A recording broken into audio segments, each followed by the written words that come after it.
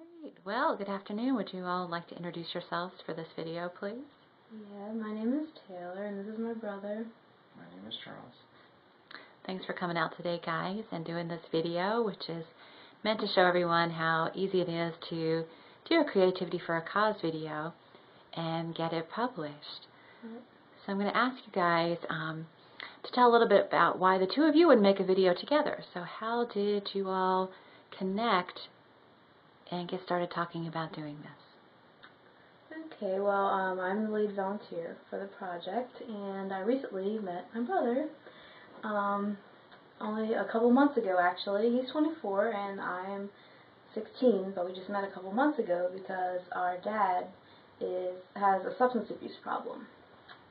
So we share that in common, and that's why we are good people to make a video. Yeah. It's pretty amazing. How'd you guys end up meeting after all that time? Actually, through Facebook. Coincidentally. Yeah, one of the people that I'm good friends with, he went to school with, so my mom saw that person talking to him and was like, oh, I better tell her about Charles. So now I added him on Facebook, and we started talking, and he was really good. You know, we both wanted to be in each other's lives, so. Here we are. Yeah. There you are. Yeah.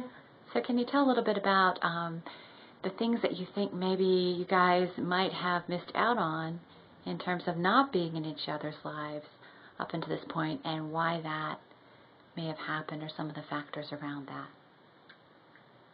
Well, I mean, there's our whole childhood growing up together. Right. I didn't have a sister or any siblings for that matter. I just grew up by myself, and 24 years of not knowing that I even had a little sister who lived right next to me, basically.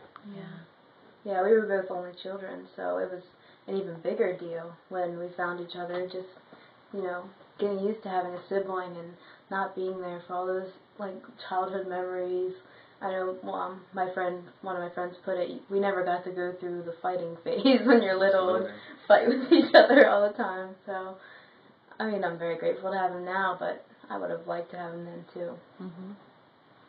Well, at least he's around in time for some major events that are about to happen in your life, right, Taylor? Like my graduation. I'm pretty excited about him coming to my graduation.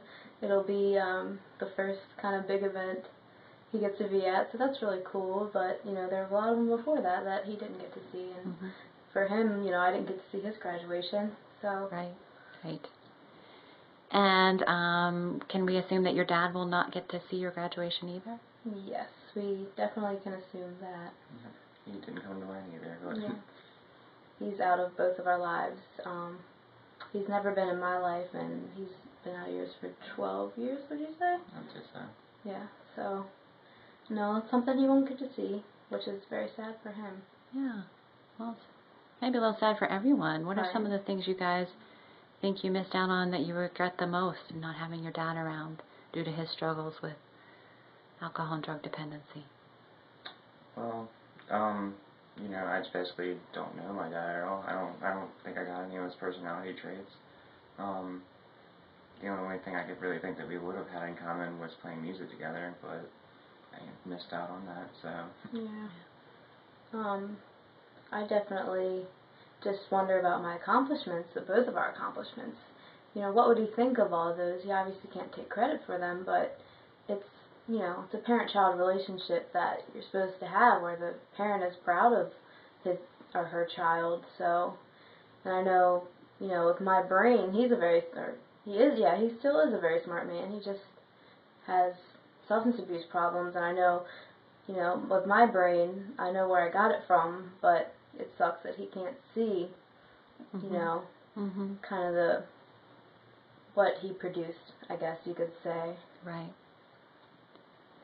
So what would you say to other people your age who are struggling with a parent who is not very present in their lives, or not present at all, like in your case, due to addiction?